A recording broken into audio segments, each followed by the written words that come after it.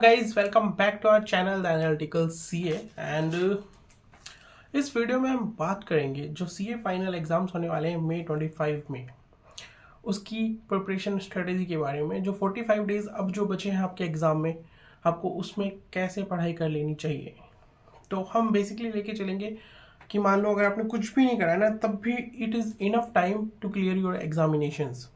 आपने क्लासेस कर रखी है, मतलब रिवीजन की बात कर रहा हूँ मैं यहाँ पे। ये नहीं कह रहा कि क्लासेस भी नहीं करी है फिर भी हो जाएगा, तो दैट इज़ टफ थिंग। तो क्लासेस हो रखी हैं, आप रिवीजन स्टार्ट करने वाले हो। So this is revision strategy which I use to follow when I was giving exams. सो बात करते हैं 45 डेज स्ट्रेटजी। तो देखिए आपके पास अभी है टोटल 45 डेज। ओके, इस 45 डेज में अगर आप दोनों सिनेरियो में आ जाते हो, या तो आप बोथ ग्रुप दे रहे हो या आप एक ग्रुप दे रहे हो। अगर आप बोथ ग्रुप दे रहे हो तो आपके पास 45 डेज है। ठीक है, इस टाइम को दो हिस्सों में बांट लो आप, एक फर्स्ट रिवीजन के लिए, एक सेकंड रिवीजन के लिए। 60% टाइम फर्स्ट रिवीजन के लिए दे दो और 40% सेकंड के लिए दे दो। और पर सब्जेक्ट भी डिवाइड कर सकते हो आप इसको, जैसा आपको ठीक लगे। और मैं जनरली क्या करता था, मैं टाइम को पर डेज में डिवाइड कर लेता था कि अगर मेरे पास 6 सब्जेक्ट है और पर डेज 7 डेज है, तो मेरे पास टोटल 7 डेज ईच सब्जेक्ट हो गए। उस 7 डेज में मेरे को 2 टाइम्स रिवीजन करना है। तो अब 2 टाइम्स के लिए मेरे को क्या करना है कि फर्स्ट रिवीजन के लिए मेरे पास 4 दिन हो गए और सेकंड रिवीजन के लिए 3 दिन हो गए, या ऐसे यहाँ पे 5 कर लो, ये 4.5 और 2.5 जैसा भी आपको ठीक लगे, because second revision comparatively easy हो जाता है फर्स्ट वाले से। या फिर मैं जो करता था, मैं ये करता था कि आप 2 सब्जेक्ट साथ में चलाओ, तो साथों साथ 14 डेज हो गए 2 सब्जेक्ट्स की। ठीक है, 14 डेज के लिए आप उसमें भी आपके 14 डेज में स्ट्रेटेजी बनाओ अपनी अगले 2 सब्जेक्ट। मान लो कि फर्स्ट रिवीजन आपको नेक्स्ट 2 सब्जेक्ट का 8 दिन में करना है और आपको उसमें कितना टाइम देना है। तो अब जो पढ़ाई करोगे आप, उस पढ़ाई के लिए कुछ गाइडलाइन कि आपको सबसे पहले तो ये करना है कि अब आपको कम से कम 10-12 घंटे की पढ़ाई जो है दिन में स्टडी स्टार्ट कर देनी चाहिए। इफेक्टिव स्टडी, नॉट जस्ट ऐसे ही कि बुक लेके बैठे हैं। आपको पढ़ाई ऐसी करनी है कि 10-12 घंटे आपके आराम से हो रहे हैं। आप टाइम पे ब्रेक लो। ठीक है, instead of sitting for a long hour for 6 to 8 hours, instead better do like 3 hours slot बना लो कि सुबह 6 से 9 तक कर लिया, फिर उसके बाद एक ब्रेक ले लिया आधे घंटे का, और फिर 9:30 से 12 12:30 तक कर लिया। तो ऐसे अपने आप जो है आवर्स अलॉट डिसाइड कर सकते हो।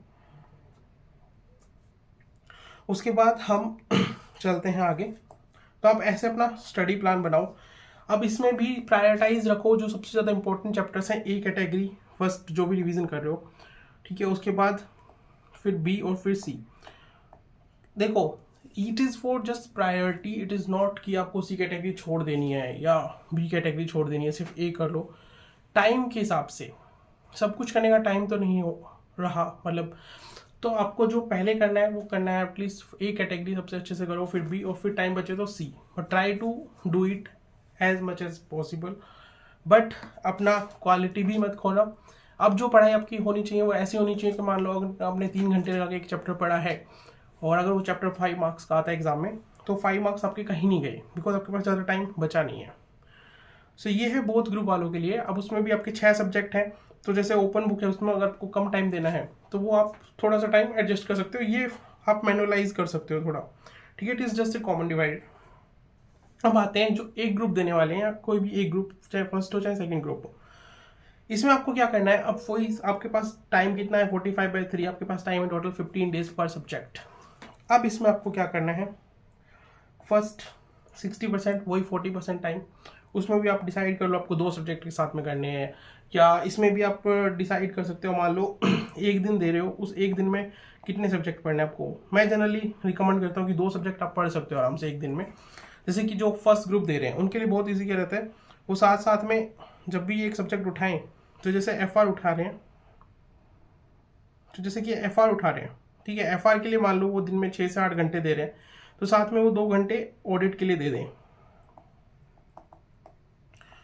ठीक है, 2 से 4 घंटे, तो ये आपका ऑडिट साथ में होता रहेगा। तो ऑडिट के लिए अलग से टाइम अलॉट करने की जरूरत नहीं है। ऐसे ही जब SFM आपका FR खत्म हो जाएगा, SFM स्टार्ट करोगे, SFM में वो 6-8 घंटे मेनली दो, और 2-4 घंटे यहाँ पे भी ऑडिट का। तो ऑडिट आपका साथ साथ में खत्म हो जाएगा, तो एक टाइम के बाद आपका तीनों ही सब्जेक्ट खत्म हो जाएंगे और आपको पता भी नहीं लगेगा। तो थ्योरी सब्जेक्ट आप साथ में चला सकते हो, सुबह 2 घंटे पढ़ लो या शाम को 2 घंटे पढ़ लो, ये दोनों टाइम 2-2 घंटे पढ़ लो और बाकी के टाइम आप अपना मेन सब्जेक्ट पढ़ लो जो आपको ट्राई करके ख़त्म करना है। तो आप ऐसी एक स्ट्रेटजी बना लो। अब similar goes for DTI DT and आपका जो इंटरनेशनल टैक्सेशन, वो सॉरी इंटरनेशनल कह रहा हूँ, वो जो आपका एग्जामिनेशन है, ओपन बुक एग्जामिनेशन है, उसके लिए आप टाइम दे सकते हो सिमिलर वे में। तो एक ग्रुप अगर आप दे रहे हो तो आपके लिए अभी ज़्यादा चांसेस है कि आप आराम से क्लियर कर सकते हो। 45 डेज में आप 30 और 15 कर लो कि फर्स्ट रिवीजन 30 डेज में, सेकंड रिवीजन 15 डेज में, या फिर फर्स्ट रिवीजन 25 डेज में और सेकंड आपका नेक्स्ट 15 डेज में, और 4-5 दिन मॉक टेस्ट प्रैक्टिस वगैरह के लिए आप रख सकते हो। तो ऐसे आप प्लान कर सकते हो।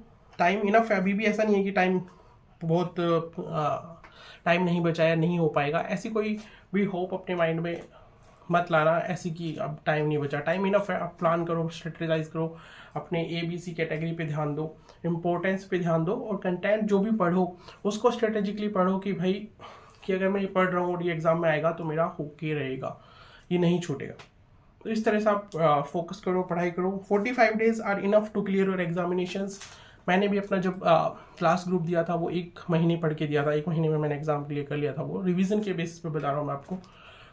तो आपका भी हो सकता है इजीली, और इनफ टाइम है। आप तो सब्जेक्ट भी 3 ही है, उस टाइम पे 4 सब्जेक्ट होते थे, तो अभी थोड़ी सी एक एडवांटेज भी है आपको कि थोड़ा एक सब्जेक्ट कम पढ़ना पड़ रहा है। तो all the very best for your examinations and